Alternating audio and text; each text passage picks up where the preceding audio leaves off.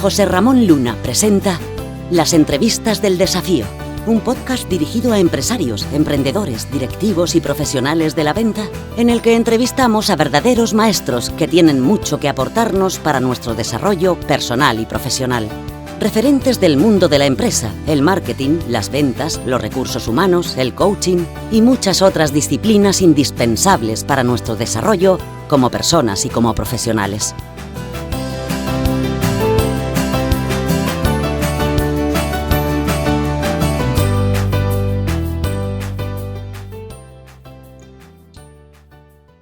Estamos esta tarde con David Criado. David Criado es facilitador y agente de cambio. Además es el fundador de Borpalina y de Training Day. Y precisamente de cambio vamos a hablar esta tarde. ¿Qué tal, David?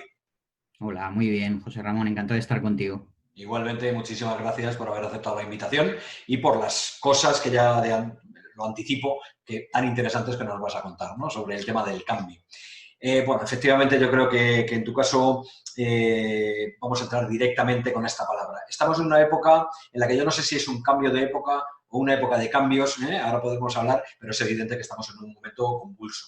Yo hablo todos los días con un montón de gente, de diferentes organizaciones, de diferentes posiciones en la organización y tal, y me encuentro de todo, ¿no? Personas que están absolutamente agarrotados, no saben qué hacer en este momento, personas que han dicho, mira, yo voy para adelante como sea, personas que incluso han replegado velas y ahora mismo les ves menos activos que otras veces, muchas reacciones. Y aquí viene la primera pregunta, ¿no? ¿Qué es lo que hace que una persona, cuando le das 360 grados de vuelta, cambie o no cambie? Es decir, ¿cómo estás viendo tú el cambio, cómo impacta en la persona y qué son los mecanismos que tiene que desarrollar alguien para cambiar? Yo creo que es una gran pregunta. Creo que hay quizá dos respuestas, ¿no? Desde el punto de vista individual y desde el punto de vista empresarial, organizacional, ¿no? Uh-huh. Y a estas dos les influye un cambio que yo creo que es general, que se está dando en toda la sociedad, y es que creo que estamos en una época de transición. Estamos yendo de una era industrial tradicional, mercado financiero, muy desapegada de la realidad en muchos sentidos, después de haber vivido una locura de décadas, una fiebre tremenda, hacia una época en la que el nivel de conciencia es bastante mayor en las organizaciones y la gente que las está dirigiendo espera de los empleados una reflexión sincera sobre el momento en el que están, y los propios empleados esperan que la propia empresa sea capaz de posicionarse en el mercado con cierto grado de ética, ¿no? Como estamos a caballo entre estas dos épocas, como esto está cambiando tremendamente rápido, creo, y estoy de acuerdo contigo, que estamos en una época de tremendo desconcierto. Fundamentalmente lo que vivimos es una época de ruido en la que muchos elevan la voz y en la que muy pocos escuchan. Esto es curioso, es un fenómeno bastante interesante que puede dar la sensación de gallinero, pero se traduce en dos cosas, ¿no? Desde el punto de vista individual, las personas que venimos de una época en la que nos han enseñado a pensar en el inmediato y en el corto plazo, buscamos soluciones rápidas a dilemas o a retos que requieren soluciones lentas, ¿no? Y aquí surgen una gran cantidad de disciplinas que vienen a ser a veces refritos de antiguas escuelas de vida y de pensamiento que nutrieron a la humanidad de grandes valores y de una notable reflexión. Y aquí entran pues desde el mindfulness al coaching, esta idea que tenemos de ponernos el reloj en la muñeca y que nos mida las constantes vitales y cómo vamos de azúcar y de colesterol. Todo es un clima de autoeficacia constante en el que necesitamos hacer las cosas como en muy poco tiempo para obtener grandes resultados, ¿no? Esto desde el punto de vista individual creo que está haciendo que a la gente se le vaya bastante la pinza, José Ramón. Eso es lo que te iba a decir, que claro, todo eso está muy bien, pero yo quiero resultados ya en un momento en el que probablemente lo que hace falta es parar, frenar y tomar distancia. Y claro, eso pues provocará todavía más ansiedad que de costumbre, ¿no? O sea, alguien que esté todo el día. Y claro, eso al final, ¿en qué se traduce en la persona? Eso es, la persona presenta, yo generalmente los clientes que tengo, las personas a las que acompaño, hago tanto acompañamiento individual a través de programas de mentoría como acompañamiento a colectivos, a equipos, generalmente equipos directivos, consejos de administración, empresas. Desde el punto de vista individual, lo que veo es que la gente presenta una alta cantidad de frustración. Creo que la ansiedad está siendo como lo decías tú, ¿no? Pero creo que realmente está siendo uno de los cuadros que vemos casi patológicos en las personas y que me atrevería a decir que están marcando la vida de la gente en el día a día, ¿no? Hace poco la OMS, para que nos hagamos una idea, acaba de declarar oficialmente en el más alto rango, en el más alto nivel, al famoso síndrome de burnout, Sí. que lo han denominado de otra forma, como una enfermedad de pandemia, es decir, como una gran enfermedad extendida en el mundo que debemos atender, ¿no? Y esto viene lo has explicado muy bien, ¿no? O sea, viene del conflicto entre que me piden más resultados y me piden tener las cosas ya, y yo además necesito una reflexión de largo plazo. En realidad, todo lo que hago y todo lo que hacemos muchos profesionales que nos dedicamos al acompañamiento honesto se sitúa en el término medio. Se sitúa en el término medio en el que un cliente te contrata. Este es el gran dilema al que nos enfrentamos los profesionales del acompañamiento. Los clientes te piden resultados ya y a la vez llegas y los equipos necesitan lentitud, necesitan parar, necesitan reflexionar, y esto es lo complicado. Claro, ese es el tema, has dado una clave fundamental, ¿no? Las exigencias, incluso a veces autoexigencias, ¿no? Acompañadas por la exigencia de las organizaciones, hace que no consigas resultados y eso provoca frustración y ansiedad. Pero es verdad que frente o en esa situación ves a mucha gente que no es capaz de moverse. Es decir, estoy frustrado, cada vez más frustrado, pero no soy capaz de moverme. Entonces la pregunta es, ¿qué es lo que frena a una persona a cambiar cuando sabe que es necesario cambiar? Yo creo que generalmente tenemos un sistema de creencias muy implantado. Creo que en la herencia paterna y materna heredamos una gran cantidad de emociones y de formas de ver la vida. La psicología cognitiva ya lo ha estudiado desde hace mucho tiempo. Y desde el punto de vista del comportamiento social, creo que como personas también en nuestro día a día somos capaces de articular comportamientos que determinan lo que hacemos, ¿no? En realidad, el sistema de creencias está íntimamente relacionado con la educación que hemos recibido, con el lugar donde hemos crecido, el lugar, el entorno, el contexto, no significa región geográfica, sino sobre todo región emocional. Sí. Y por último, hay una cosa que determina muchísimo nuestro sistema de creencias y es nuestra experiencia de vida, ¿no? Posterior, cómo nos hemos desarrollando. Y estamos en una época en la que el que más y el que menos ha pasado ya por 4 o 5 trabajos, para ascender o progresar en su carrera profesional ha tenido que cambiar de trabajo, esto ya es algo muy frecuente. Las personas además han tenido una gran cantidad de jefes. Antiguamente en los trabajos de hace, no mucho, de hace 30 años, sí, las personas empezaban a trabajar, se quedaban allí toda la vida y recordaban como un jefe mesiánico que les había enseñado cómo a vivir en el entorno laboral. Esto ha desaparecido, las figuras de referencia creo que también se desdibujan, hay muy poco referente, solemos asirnos a personas de impacto y creo que toda esta suma de cosas, más el nivel de aceleración continua que tiene nuestra sociedad, hacen que las personas se encuentren con este desconcierto e influye mucho en su cambio, en esa resistencia al cambio que suele ser tremenda porque hay una primera etapa de negación que todos conocemos, en la que la persona no reconoce su realidad, ¿no? Y luego hay una parte, quizás lo último que te diría respondiendo a esta pregunta de qué hace que a la gente le cueste tanto cambiar, sería que nosotros como profesionales de cambio tenemos un gran reto que ya en su día advirtió de él Carl Rogers, que es una de mis grandes inspiraciones en el mundo del acompañamiento. Él habló de ese peligro del punto ciego que tiene todo profesional del acompañamiento, esta idea de que todo profesional del acompañamiento puede tener de decir, yo tengo razón, el resto están equivocados, voy a acompañarles para que vayan por la buena senda. Sí, qué bueno, eso es. Sí. Esto es todo lo contrario a lo que en su día ya nos enseñó Sócrates, que es el ejercicio de humildad, de decir, oye, voy a establecer mediante un diálogo sincero la forma en la que la persona que tengo enfrente puede autoexplorarse. Bueno, y de ahí sale precisamente toda la tendencia del coaching y es en lo que se basa al final el coaching, ¿no? Yo no te puedo decir lo que tienes que hacer, pero sí puedo ayudarte a que tú saques, ¿no?, tus propias conclusiones, básicamente, o algo parecido.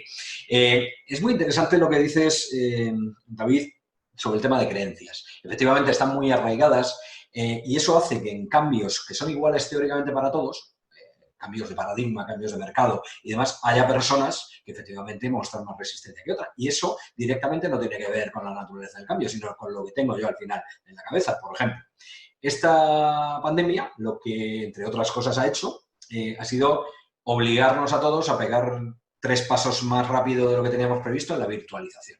Hemos tenido que virtualizar todo, ¿de acuerdo? El online, la formación, las entrevistas de venta, las reuniones y demás. Claro, yo estoy seguro que había personas, vamos, no sé, incluso por mis hijos, ¿no? Que tengo hijos de 20, de 22 años, que antes de la pandemia ya estaban virtualizados, con lo cual eso para ellos no ha supuesto un cambio.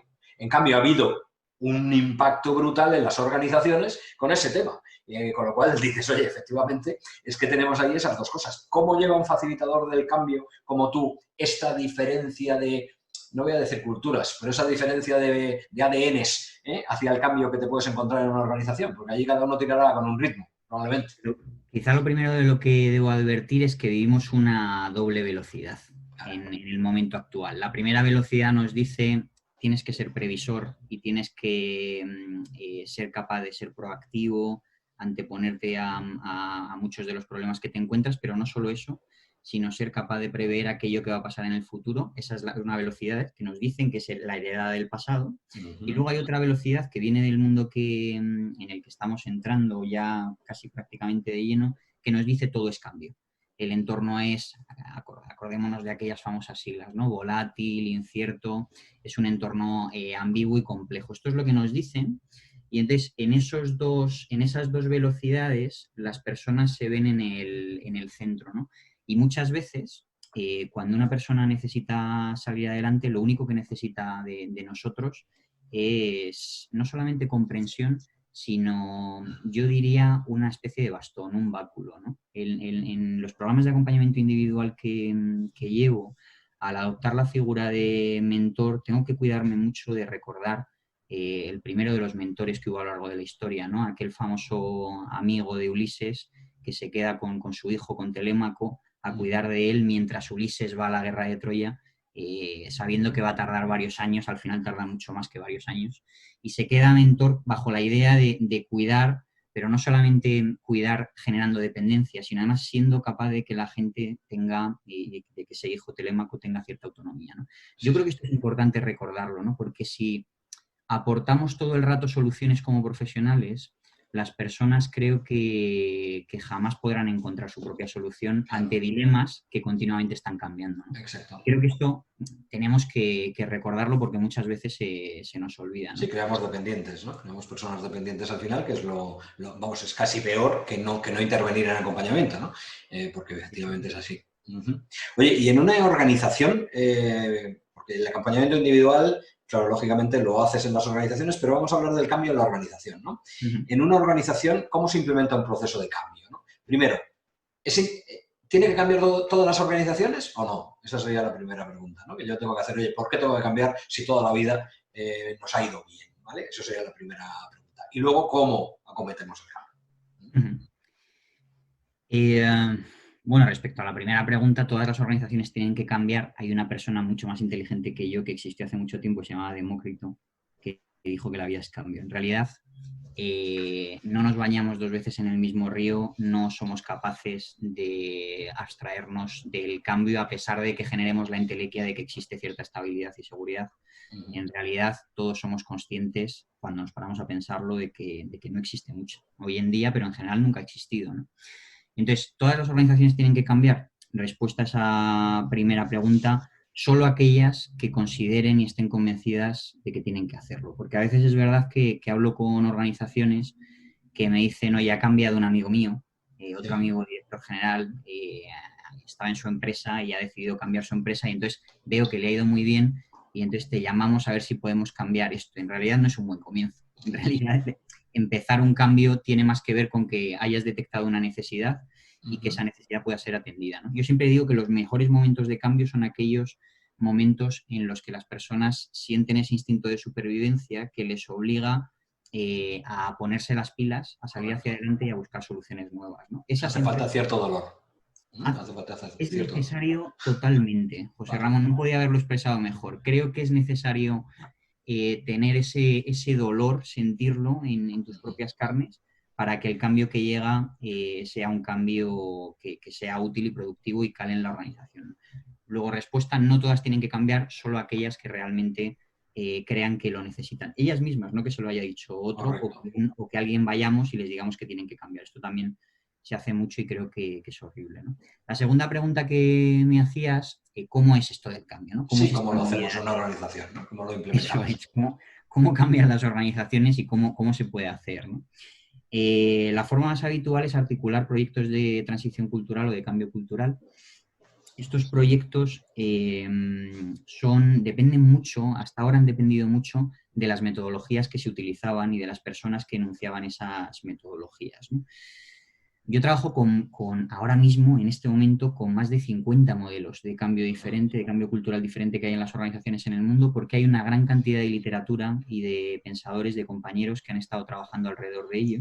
Y lo que se solía hacer y lo que se sigue soliendo hacer es adoptar una metodología concreta de cambio que el facilitador tiene muy sabida, muy estudiada y que se considera experto en ella. Este es el enfoque más tradicional que hay ahora mismo en el mercado del acompañamiento al cambio cultural. Tiene mucho sentido porque las metodologías nos ayudan a fasificar y a establecer etapas. Pero mi aproximación es un poco, no sé si llamar atrevida o loca o diferente, vamos a decirla diferente. Pero vamos a decir diferente. Mi aproximación es abierta y está basada en el aprendizaje emergente. Tiene que ver con que cada uno de los clientes con los que trabajo genera su propio modelo de cambio cultural que está íntegramente basado en las necesidades de esa organización. En este sentido, los métodos, modelos, herramientas que yo pueda conocer solo sirven al interés de la empresa desde el punto de vista de que la empresa no tiene que adoptar una metodología, porque no todas las metodologías sirven para todas las empresas. Ese es mi enfoque. Claro, lo que pasa es que yo te digo, David, quiero cambiar. Y efectivamente tú me dices, ya, pero tú te vas a preparar el enfoque. Y digo, ya, pero como no me des más datos, me quedo fastidiado. Me imagino que el acompañamiento tuyo le tiene que llevar por algún lado, ¿no? Esa es la idea. La idea es que lo hablábamos. Yo creo que cuando teníamos nuestra primera conversación antes de la entrevista lo hablábamos y te decía, es muy complicado en mi enfoque la venta fría, lo que se conoce tradicionalmente como puerta fría, porque es muy complicado que llegue el típico profesional con barba y te diga, oye, quiero echarte la mano, creo que esto puede ser interesante, confía en mí, ¿no? En realidad, la mayor parte de clientes que vienen por recomendación o porque hay en otras empresas que han vivido ya el cambio cultural. Cuando emprendía al principio, hace ya muchos años, tuve una primera curva que tuve que pasar, que es esa curva en la que evidentemente no tienes cartera de clientes que han confiado en ti y tienes que hacer esa puerta fría. Fueron momentos, claro, duros al principio, pero una vez pasada, llevo ya, te decía el otro día en esta conversación, como 7 años o así sin vender. Eso me llamó muchísimo la atención. Alguien de las ventas como yo, que le digan, llevo 7 años sin vender, me quité la gorra diciendo, mira, mira qué bueno. Y claro, si te pregunto, ¿y cómo lo has hecho? Estoy seguro de lo que vas a decir. Claro, boca a boca, ¿no? Es decir, a través de lo bien hecho y que has tenido los proyectos anteriormente te han llegado los siguientes, ¿no? Eso lo podríamos llamar storytelling, ¿no? Al final, porque yo me imagino que tú ahora llegas y dices, mira, no te voy a explicar el modelo, te voy a explicar lo que ha pasado en una organización, que ha pasado de A a B y mira qué resultado tiene. Y a partir de ahí juzga tú mismo, ¿no? Probablemente.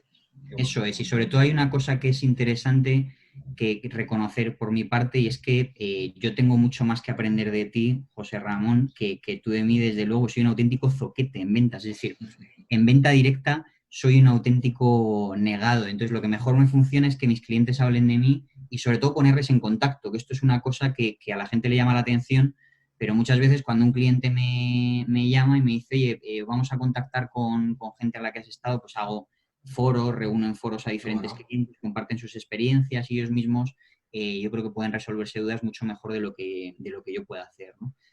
Claro, ¿cómo demonios hacer que el cliente entienda que no tiene que tener miedo para empezar ese proyecto y que al principio hay una fase en la que tiene que confiar en este profesional que viene de fuera, ¿no? En realidad hablar entre clientes sirve, pero no sirve por completo. Hay que hacer algunas cosas más, ¿no? La primera de ellas creo que tiene que haber una etapa de escucha, en mi caso, muy importante. Una etapa de escucha en la que vayamos al cliente, recabemos información, seamos capaces de saber dónde está y qué es exactamente lo que necesita. Sí. Y luego sí que es verdad que tengo un modelo más de relaciones que de acompañamiento, más que una metodología, que es un modelo de relaciones basado en fijar al principio, cuando empezamos y cuando ni siquiera hay metodología y estamos en las primeras sesiones en las que hay mucha lluvia de ideas, rompemos el hielo, empezamos a explorar conjuntamente. siempre define un equipo de cambio, y esto es importante. Un equipo de cambio que esté constituido por miembros de las personas que están arriba, en la cima de la pirámide, las personas que están abajo y en medio, y que sea representativo de las personas que están en la organización respecto al cambio. Es decir, si Eso ya es una parte muy importante, efectivamente, pero claro, yo ya visualizo la primera de las dificultades, ¿no? Es quién forma parte de ese equipo. ¿Por qué? Porque efectivamente me imagino que una de las cosas es que como detrás hay una organización de 50, pues hay 50 cerebros reptilianos que están diciendo cambio no, a partir de ahí a quién metes dentro de ese equipo. Es decir, los escogéis a dedo, lo escoge la dirección, se hace una especie de propuesta pública, ¿cómo lo enfocáis ese equipo?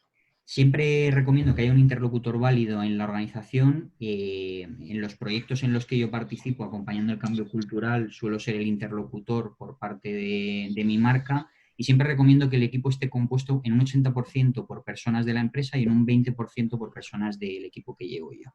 Esto es importante, esto es una cosa importante porque evitamos que ese sesgo del punto ciego se produzca y la empresa haga cosas que nosotros queremos que haga, pero no que ellos necesitan.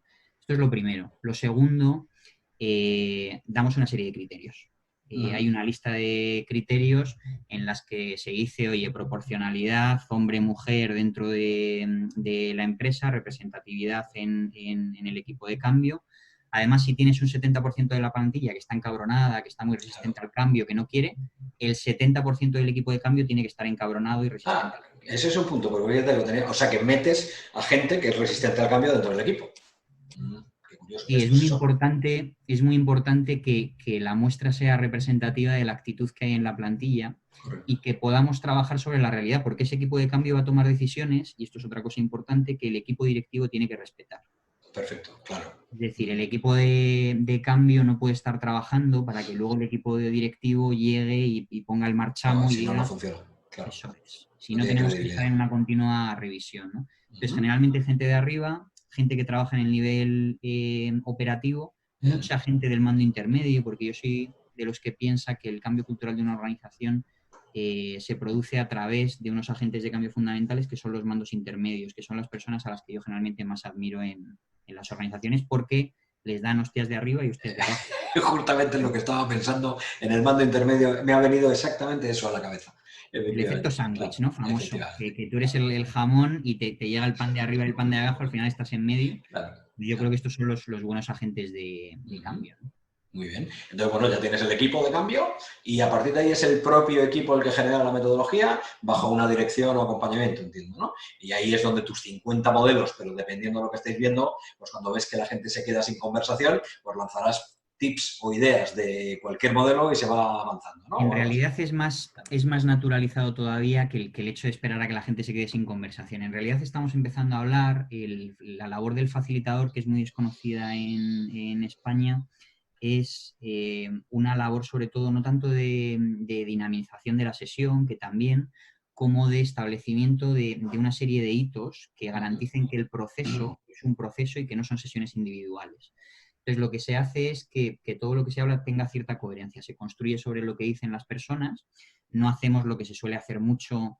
Nosotros adolecemos mucho de esto en la cultura española, que es una cosa interesante. El cambio cultural depende también mucho de la región geográfica y cultural en la que estés. Esto los que estamos en reuniones de facilitadores internacionales lo sabemos, porque compartimos. El que es facilitador en Canadá me comparte, no, mira, aquí la gente suele tener esta actitud en el trabajo, solemos ir por aquí, el de Francia me comparte otra cosa y aquí somos de otra cosa diferente y tenemos que analizarlo, ¿no? Entonces, lo que hacemos es darle una continuidad y en esa continuidad establecemos de forma bastante... Es muy natural todo, ¿eh? Mediante una conversación, mediante un diálogo van surgiendo herramientas de toma de conciencia que ayudan a las personas a reflexionar sobre cuál es su necesidad actual y que les ayuden a establecer un primer retrato de la organización al que atacar para lograr determinado cambio. Es importante decir, para no ir mucho de flipados, que es algo que solemos hacer mucho en el mundo del acompañamiento al cambio cultural, es importante decir que el índice de porcentaje de éxito de los proyectos de acompañamiento cultural respecto a lo que se fija al principio es aproximadamente de un 55% o 56%, es casi una cara cruz en la que las personas al principio suelen fijar a dónde quieren ir Sí. Y a lo largo del proceso lo que nos dice la experiencia es que eso va cambiando. Se suelen ir dando cuenta de que hace falta otra cosa en la organización. Eso es muy importante lo que dices porque ya dejamos de vender motos desde el principio, que es una de las partes, ¿no? El cambio va a ser así y usted va a tener su mega organización súper adaptada y tal, y luego la realidad no es esa, ¿no? Con lo cual, importante, pero bueno, un 50 y tantos ya es un porcentaje, ¿eh?, de cambio en muchos sitios, con lo cual, fenomenal. Oye, ¿y cuáles son los principales, si es que se pueden catalogar, habrá 1000, pero cuáles son los principales problemas, frenos o barreras que se suelen producir en un proceso de cambio en una organización? Bueno, yo creo que vivimos procesos de cambio en los que las personas suelen vivir diferentes etapas. En cada una de estas etapas, la gente se da cuenta de que tiene cierto nivel de stoppers que le impiden salir hacia adelante. Y yo siempre trabajo con una idea muy bebida de Elizabeth Kubler-Ross y de una gran cantidad de facilitadores, de gente que se ha dedicado al mundo del acompañamiento, que es la idea del cambio razonable. No es un modelo en sí mismo, pero es una idea tremendamente interesante. Aunque sé que estamos en podcast y esto se está grabando, sí. Quiero compartir contigo este modelo porque es interesante, ¿no? Es un modelo que tiene varias fases. La primera de las fases es la detección de la necesidad, el autoconocimiento y la exploración. Sí. La segunda es ese proceso de resistencia que habíamos comentado. Y la tercera es la aceptación que se produce en lo que yo denomino el valle de la desesperación, ¿no? Cuando las personas tienen que estar aprendiendo a darse cuenta de hacia dónde van y qué es lo que necesitan, se produce un momento que yo denomino aceptación, en el que tenemos que ser capaces de trabajar sobre esas creencias y asunciones que tenemos, ¿no? Los stoppers fundamentales de esta etapa, que yo diría que es la etapa nuclear de un proceso de cambio cultural, tienen mucho que ver con lo que hemos solido hacer hasta ahora y con estar apegados a una forma de hacer las cosas que generalmente, y esto es curioso, es la que nos ha traído aquí. Aunque tratemos de negarlo, generalmente hemos tenido un comportamiento que nos ha llegado a una situación de reflexión, esto suele ser común en todos mis clientes, en la que hemos probablemente tenido que pedir ayuda afuera y tenemos que aceptar, uno, que no podemos autocastigarnos de forma excesiva, esto es parte de ese proceso de aceptación, porque generalmente nos damos muchos latigazos, en fin, somos una mierda, no hemos hecho esto bien, solemos ser como bastante pesimistas, muy cenizos.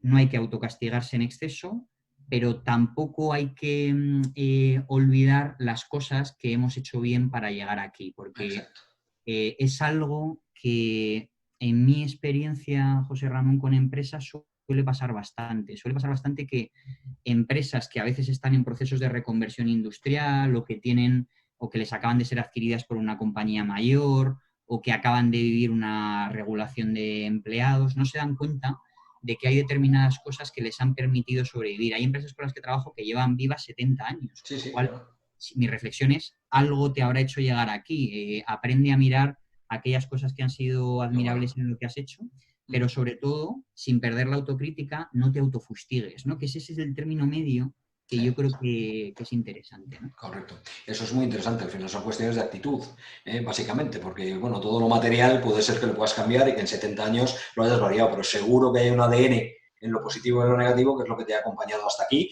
inconscientemente, probablemente sin saberlo. Y eso es lo que te tiene que seguir llevando hacia adelante, ¿no? Esa parte, y sacar ese ADN, claro, pues es lo que... Una vez hemos pasado esa fase de aceptación, que es como la más dura, donde hay un contraste tremendo, lo que suele ocurrir en los equipos de cambio, que generalmente ya están implantando, comenzando a implantar una estrategia de cambio en su organización, es que la gente suele ir muy a tope, suele haber una subida tremenda en la curva hasta que llegamos a un nivel de coherencia, siempre lo recuerdo, que nunca jamás seremos capaces de volver a alcanzar. ¿Por qué? Y esto es un pensamiento que he tenido a lo largo de todos estos años. La coherencia total es difícilmente sostenible en una organización y la forma de explicar esto es muy sencilla. Las organizaciones son entornos humanos complejos en los que para alcanzar cierto grado de coherencia total a veces hay que sacrificar indicadores que son a menudo los que mantienen a flote la organización. Correcto. Pues tenemos que ser capaces de encontrar ese término medio, lo hablamos al principio, ¿no?, de la entrevista, entre esa rentabilidad y entre ese pensar a largo plazo que nos impida ser absolutamente coherentes. Yo creo que el cambio en nuestra sociedad no está en la completa coherencia, yo creo que eso es un absurdo, es una utopía, está en una coherencia intermedia en la que sepamos renunciar a aquellas cosas, a aquellos purismos, a aquellas esencias que realmente no nos aportan ni aportan a las personas a las que servimos, ¿no? Esto es una idea que siempre me ha acompañado. No, de hecho, vamos, yo he tratado de escuchar un poquito detrás de lo que estabas diciendo y claro, tiene tela, ¿eh? Porque has dicho, no, es que para alcanzar la coherencia, en muchas ocasiones tienes que poner, digamos, en duda KPIs que son los que mantienen a flote la organización, con lo cual, aplicando la lógica, quiero decir que se ha llegado a donde llegan esos KPIs de forma incoherente.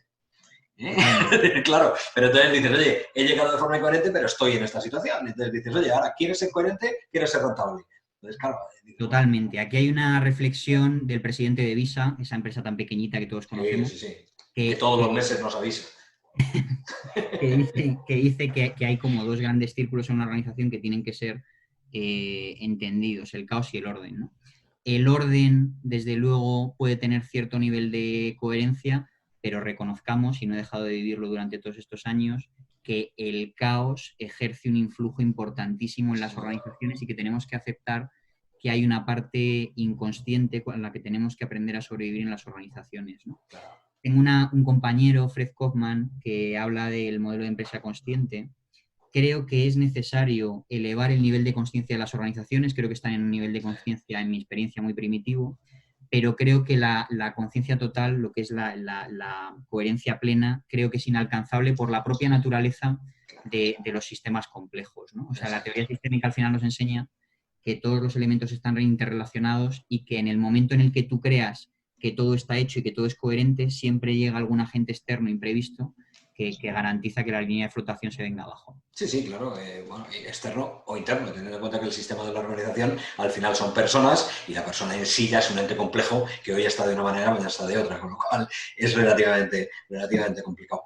Oye, y claro, yo por ejemplo que en una temporada me dediqué profesionalmente en una de las empresas que tenía a implementación de sistemas de calidad, de FQM, de ISO 9000, todo este tipo de cosas que son como muy normativas, son muy procedimentales.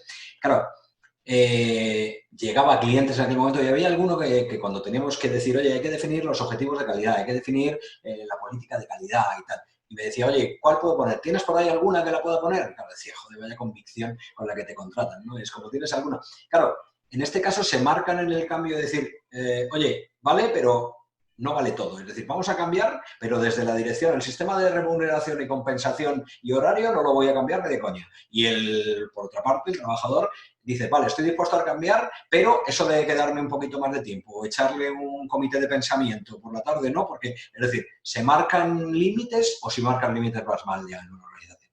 Bueno, desde el comienzo de los acompañamientos hay una primera conversación con ese interlocutor válido que, por ser muy concreto, generalmente suele ser o bien el director o directora de recursos humanos o bien alguien del comité directivo que está guiando el proceso y lo está sponsorizando, ¿no?, internamente.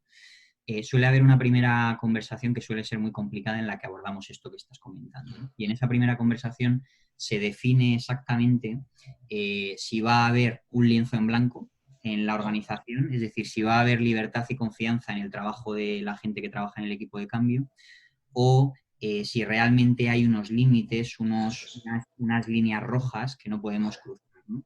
Aquí hay de todo. Tengo que confesarte que dependiendo del cliente hay de todo. Lo que sí que insisto siempre es que jamás se puede trabajar siendo absolutamente, teniendo una ausencia total de compasión respecto al trabajo que habían hecho personas que estaban antes que nosotros pensando en qué necesitaba la compañía. Esto es, me explico. Si hasta ahora el equipo directivo o el consejo de administración que guiaba eso había decidido que el rumbo de la compañía y la estrategia de la compañía fueran una concreta, yo no soy nada partidario de establecer revoluciones internas. Es decir, de que los equipos de cambio, que a veces tienen la tentación de hacerlo durante las primeras 5 o 6 sesiones, tienen la tentación de establecer un pequeño golpe de estado interno y decir aquí las cosas van a cambiar, vamos a hacer las cosas de otra manera. Yo siempre digo, para que el cambio sea significativo, tiene que haber una base continuista. Y esto sé que muchas personas que nos estarán escuchando entenderán que esto no implicará mucho cambio en sí mismo, pero para mí es fundamental respetar el trabajo de las personas que han estado trabajando hasta ese momento para partir de ese trabajo y mejorarlo. No para que ese trabajo continúe, pero sí para reconocer las bondades y maldades de ese trabajo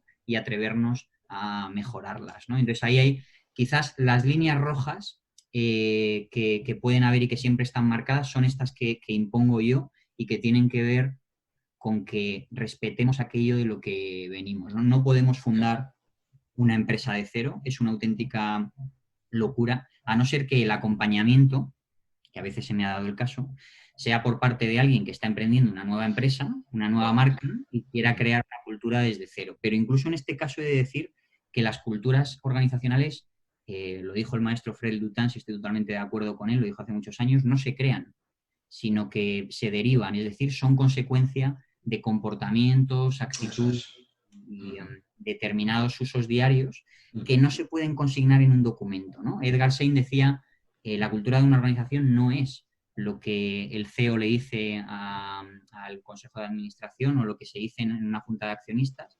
La cultura de organización es lo que una persona que lleva mucho tiempo le dice que tiene que hacer a una que acaba de llegar. Correcto, Y esto, qué bueno, qué bueno. y esto es fundamental entenderlo.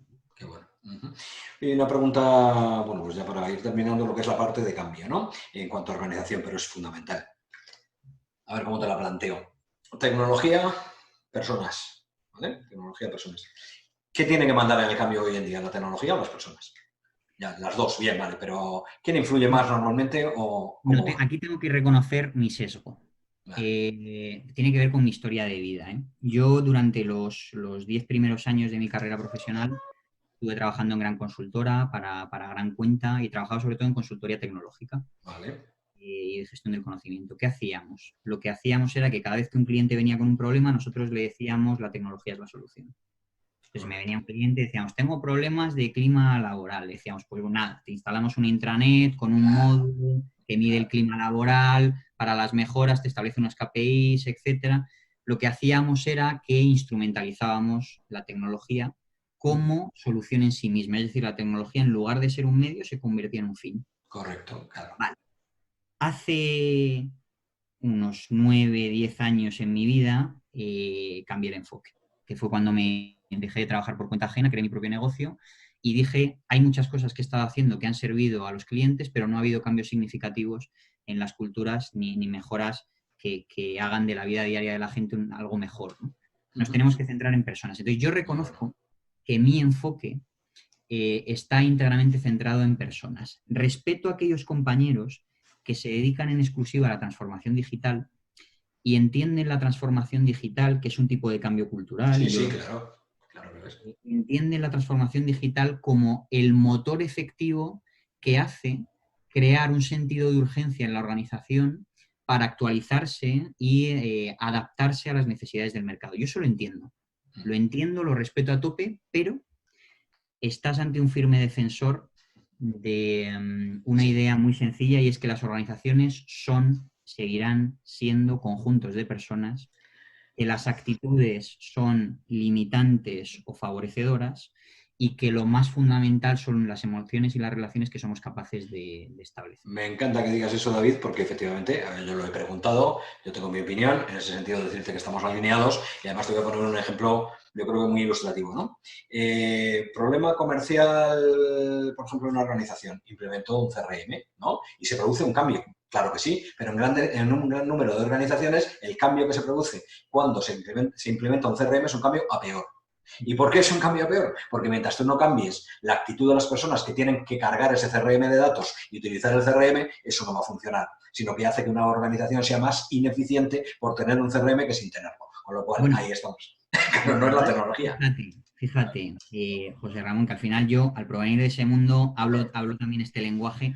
Al final, fíjate, en los módulos de CRM, en las aplicaciones de CRM, las 3 siglas, Customer Relationship Management, hablan de relaciones con el cliente. Total. Fíjate que dentro de la propia definición de la tecnología se habla ya de relaciones con el cliente. Entonces, es muy importante entender que, evidentemente, tú lo has expresado bien, ¿no? si tú quieres cambiar tus relaciones con el cliente, hay un trabajo actitudinal, hay un trabajo que tiene que ver con la parte cultural que es previo a la tecnología, porque si no te ocurre lo que un cliente hace 4 meses estuvo compartiéndome cuando estábamos empezando a trabajar y me decía, mira David, nos hemos gastado 150.000 euros en esta aplicación, que no era un CRM, en ese caso era un ERP, Sí. pero era una aplicación de planificación empresarial, de recursos, etcétera. Pero te decía, claro, te has gastado estos 150.000 euros, ¿cuál ha sido el resultado? Y me decía, bueno, pues que la aplicación está perfectamente instalada en los ordenadores de todo el mundo, pero no se alimenta, no hay un cambio, no Ese es el existe tema. la capacidad de entender que toda la empresa tiene que pivotar alrededor de un sistema de control de recursos que nos haga ser rentables, ser competitivos, ser capaces de estar en el mercado, ¿no? Totalmente, totalmente. Sí, sí, y eso además lo ves a diario cuando implementas cosas. Portales de e-learning, por ejemplo, internos, de formación interna. Un pedazo de máquina que te gestiona los cursos y tal, y los cursos tienen 2 usuarios porque como son voluntarios nadie los hace. Es decir, tienes que cambiar aquí. No tienes que cambiar. O primero tienes que cambiar aquí. Otra cosa es que una vez que cambias aquí, lógicamente la tecnología va a ser un impulsor en gran parte de los procesos, pero claro. Yo utilizo una metáfora que digo, antes de comprar licencias tecnológicas, compra licencias mentales. Qué bueno, qué bueno. Intenta habilitar a las personas a que se desarrollen y trabajen de acuerdo a una nueva password, de acuerdo a una nueva clave que tienes que implantar y que es mental, ¿no? Si no, estás comprando licencias que, por cierto, son bastante caras y las estás implantando y estás haciendo un mantenimiento de nada, lo cual es absurdo, ¿no? Me ha encantado esa frase, ¿eh? De hecho la he copiado, ¿eh? Y nombrando al autor probablemente aparezca. O sea, antes de comprar licencias tecnológicas, compra licencias mentales. Me parece brillante. ¿Eh? Porque, bueno, no por la frase en sí, sino por lo que lleva detrás, ¿no? Que es muy importante. Bueno, bueno. Oye, la verdad es que podríamos estar un montón de tiempo hablando de cambio.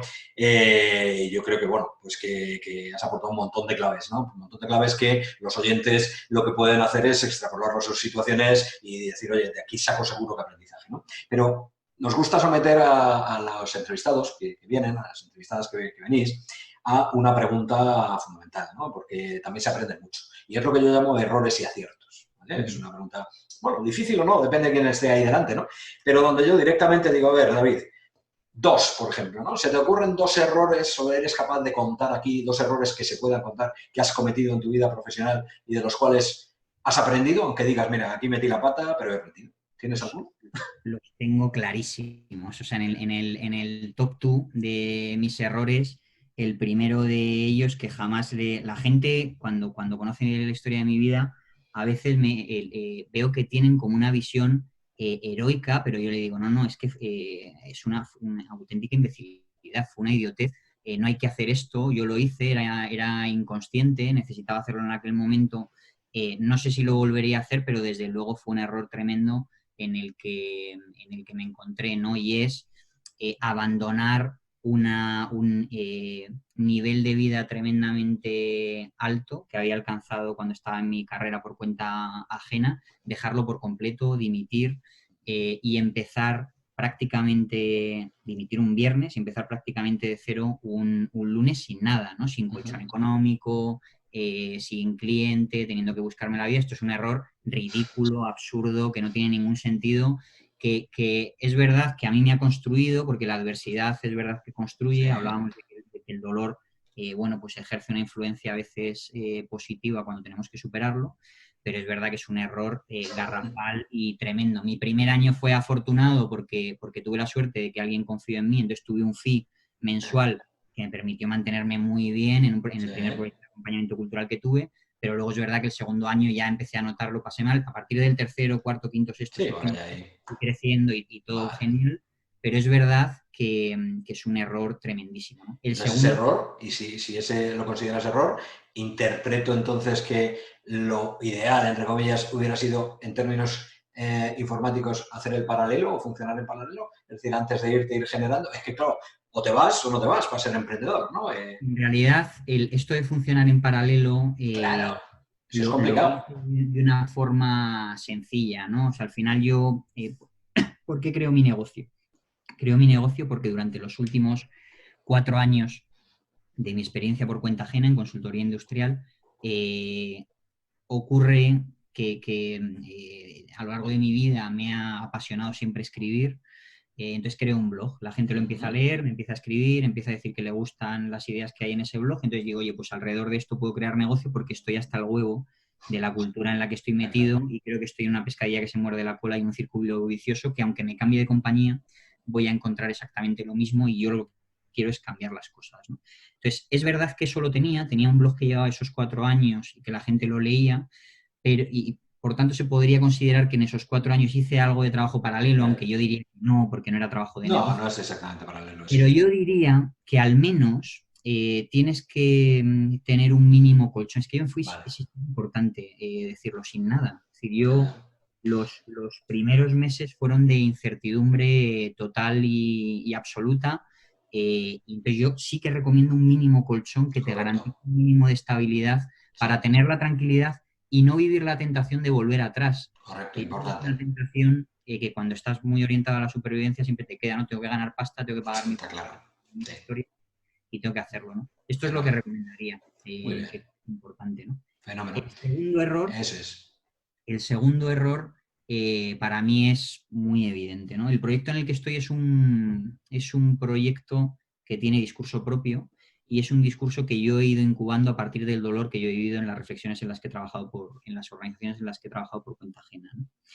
Entonces es un discurso muy personalista, muy propio, que está muy basado en que necesitamos cambiar las organizaciones y que este cambio de las organizaciones además tiene que ser un cambio abierto, tiene que tener una serie de requisitos concretos. Y creo que no todo el mundo puede comprender o puede ascribirse a ese discurso, ¿no? Entonces, el segundo error que cometí, que fue, yo diría que garrafal, es que al principio, cuando creé mi propia marca, estaba creando el negocio, lo hice por mi propia cuenta, y al segundo año, que fue el año duro, segundo, tercer año, quise crear un equipo a mi mismo nivel que fueran socios de mi propio negocio y dejar y perder una parte muy importante de la esencia de lo que hago, la independencia y la identificación con ese discurso. Al querer meter a personas en un discurso empresarial que ya estaba creado, esto es una cagada tremenda, porque o las personas entran cuando el discurso empresarial ya está creado y va bien, que no era mi caso, o las personas entran cuando el discurso empresarial no va bien, pero está por crear.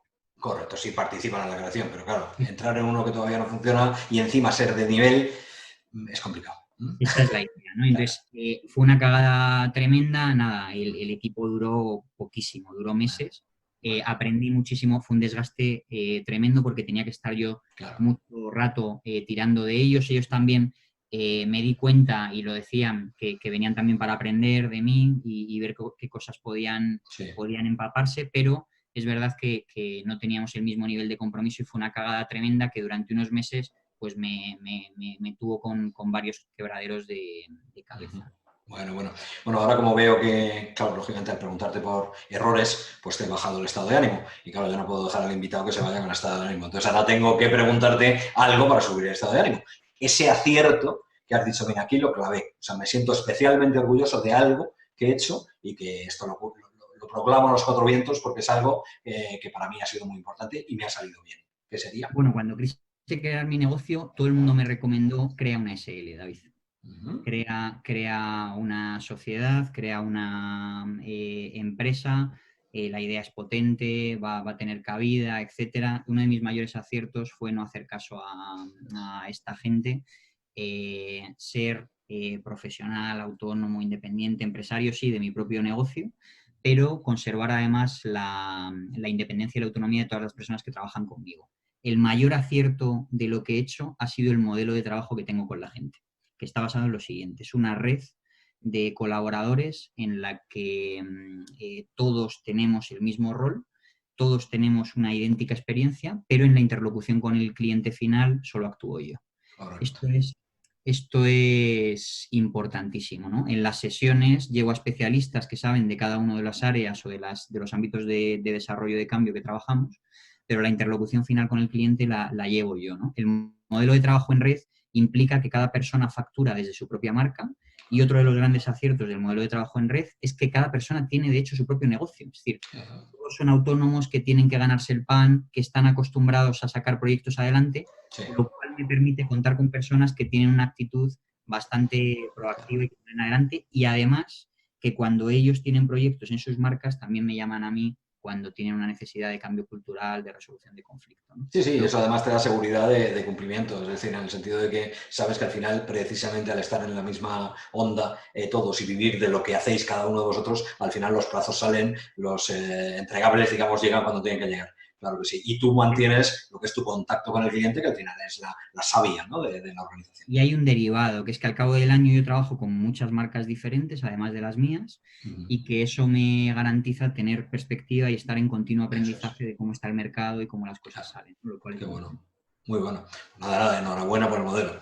Bueno, oye, y ahora el tercer apartado de nuestra entrevista, que los oyentes están acostumbrados también a él, ¿no? Y en este caso, pues la pregunta es muy sencilla. ¿En qué andas metido en este momento?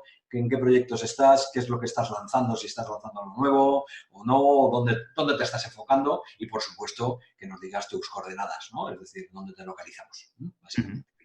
Vale, tengo un contrato de confidencialidad con los clientes respecto a los nombres, pero os voy a decir proyectos en los que estoy metido, poneros ejemplos y yo creo que nos podemos hacer idea de cómo está esto, ¿no? Gran empresa, sector bancario, necesita un cambio cultural importante, aproximadamente unos 1.200 empleados. Necesitan tener una estrategia definida para el banco y están empezando con formaciones pequeñas, impactos pequeños en las oficinas, sucursales, que luego quieren lanzar también en la central. Es decir, el cambio está... yo siempre digo que hay como dos formas de acometer el cambio, la anábasis y la catábasis, ¿no? Anábasis de fuera adentro, catábasis de dentro a fuera. Ellos lo están acometiendo de fuera adentro. Creo que en su caso es un acierto, reflexión establecida también por los interlocutores y el equipo de cambio con el que trabajo, sesiones periódicas en las que estamos mejorando a nivel de estrategia, posicionamiento, reconfiguración del catálogo de servicios que tienen, una gran cantidad de cosas súper interesantes, ¿no? Otro proyecto. Sector industrial, empresa que se dedica al sector químico, tiene un gran multinacional, posicionada en 6 países, uno de ellos es España. ¿Qué es lo que quieren? La delegación en España quiere un cambio cultural y quiere que las personas trabajen alrededor de un modelo de relaciones saludable que sea capaz de conciliar rentabilidad sin tender al crecimiento infinito, sino una especie de crecimiento sostenible. Y además que el clima de la organización sea el adecuado, para lo cual una de las cosas que hemos fijado en el proceso de acompañamiento al cambio es que la organización tiene que ser más participativa y mucho menos jerárquica. Esto no significa abolir la jerarquía, significa que la jerarquía tiene una utilidad concreta y que la forma de generación de valor interna tiene que ser participativa, ¿no? Fenómeno, muy bien.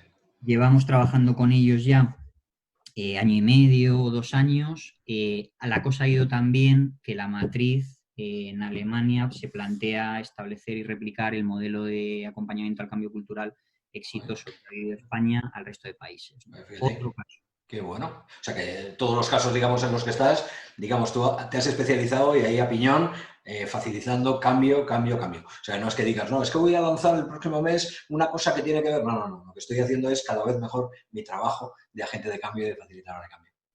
Otro ejemplo.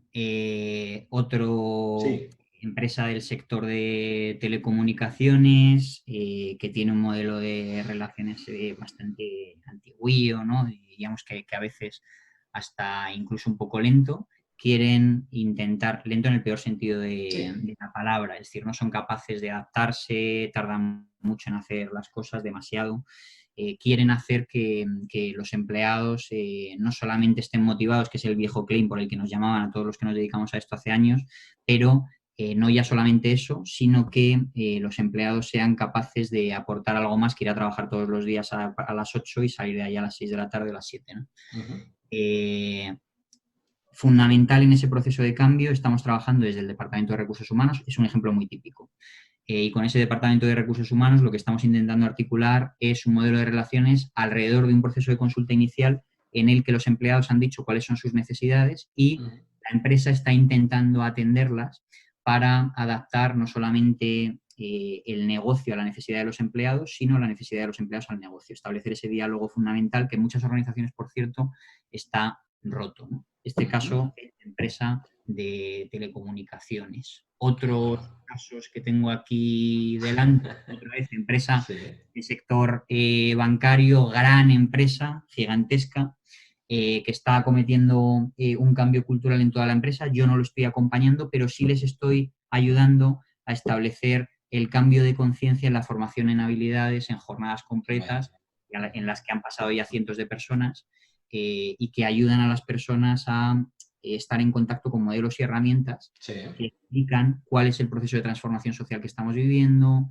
cómo esta empresa ha vivido la transformación, por qué sienten tanto dolor, por qué me dicen que sí, que tienes teletrabajo, que sí, que tienes conciliación, pero a la vez me dan la caña para que tenga resultados, lo que hablábamos antes, cómo conciliar esas dos cosas, qué hacer, ese tipo de cosas. O sea que entonces, o bien desde los llaves en mano, en los que es cambio cultural acompañándote, hasta módulos concretos dentro de un cambio, como pueden ser talleres o formaciones de sensibilización o de información o de formación, bueno, pues ahí está toda tu actividad.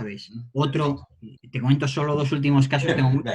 Otro caso concreto, empresa del sector industrial, gran persona, consejero delegado, necesito cambiar mi organización, el cambio que estamos empezando a hacer es por él. Esto es curioso. Te he comentado muchos casos. Se han empezado a trabajar desde perspectivas diferentes. Este es uno de los que me faltaba, que es empezar a trabajar por una sola persona, que es la persona que más poder tiene en la organización. Pero le ha dado a él, le ha dicho. A que su mentalidad evolucione y que luego vaya en cascada. Un caso como muy concreto. Y el último caso que te comento, que estamos empezando a abrirlo ahora, aunque tengo muchos más. Tengo aquí en mi panel de tareas, tengo los 14 proyectos ahora, pero empresa que se dedica al sector supermercados, alimentación, para que nos hagamos una idea por toda España, y necesita hacer un cambio cultural, y entonces lo que va a hacer es, ese cambio cultural lo va a empezar a producir creando agentes de cambio al principio y formando personas que pertenecen a la central, gente que está en alguna delegación y responsable de algunos territorios. Entonces los vamos a formar durante bastantes jornadas en un proceso largo. Para que esas personas luego puedan inocular este espíritu del cambio. En mi experiencia, cuando hacemos esto, luego generalmente se dan cuenta de que no es tan sencillo y acaban contratando un cambio cultural más extenso, ¿no? Pero creo que es bueno, esto no lo he dicho, creo que es bueno que a los profesionales del cambio cultural no se nos contrate desde el principio un programa de cambio cultural, un proyecto de cambio cultural. Creo que es mejor que se tengan sesiones que sean demo para que veas cómo funciona la cosa y de qué va el tema, y luego ya contrates. Este es mi consejo, el que le doy a la gente que nos esté escuchando que tenga una empresa. Es importantísimo que no se lancen a confiar ni en mí siquiera, en nadie, en absolutamente nadie. Hasta que no... Porque estamos tratando con temas que son tremendamente delicados. Correcto. Muy bien, pues yo creo que es súper ilustrativo. Yo creo que ya todo el mundo se hace una idea de a qué te dedicas, David. Es evidente que David, criado, facilitador y agente de cambio. Me lo imagino en una furgoneta puesto, o sea, porque está clarísimo que estás ahí. ¿Y dónde te localizamos, David? Pues mira, hay dos webs en las que están todos los datos de contacto y la gente me puede localizar fácilmente. www.borpalina.com, www.trainingdays.academy. Son las dos marcas que tengo. Training Days Academy es un programa que aborda la capacitación de agentes de cambio en sí mismo, y Borpalina es donde abordo los proyectos de cambio cultural y los acompañamientos individuales. Fenómeno. Bueno, pues nada, seguro que alguien te visita porque ha sido súper interesante. David, te tengo que reiterar el agradecimiento de que hayas aceptado venir por aquí. A mí me ha encantado la entrevista. Yo he aprendido un montón de cosas y sobre todo sistematizar algo que sí o sí las organizaciones y las personas, importante por lo que decías, tenemos que tener claro que tenemos que absorber en estos momentos y probablemente siempre, ¿no? Y es esa tendencia a adaptarte al medio en cada momento, ¿no? Entonces, bueno, pues estás invitado aquí cuando quieras, ya coincidiremos por ahí por estos mundos del cambio y nada más. Te deseo muy buenas tardes y reitero mi agradecimiento. Muchísimas gracias por la entrevista y sobre todo por el mantenimiento de yo creo que esta fuente de inspiración que todos tenemos. Te lo dije en privado, pero quiero decírtelo en público, creo que es importante que tengamos personas que se dedican a recolectar conocimiento, recolectar experiencia, para que otras personas se puedan beneficiar de ello en el clima y el momento en el que estamos, y te lo quiero agradecer. Pues oye, muchísimas gracias, porque esto, como en todos los sectores, en todos los ámbitos, también anima a seguir haciéndolo, con lo cual, gracias por el chute de motivación. Muy buenas tardes. Gracias por todo, José Ramón. Cuídate, muchas gracias.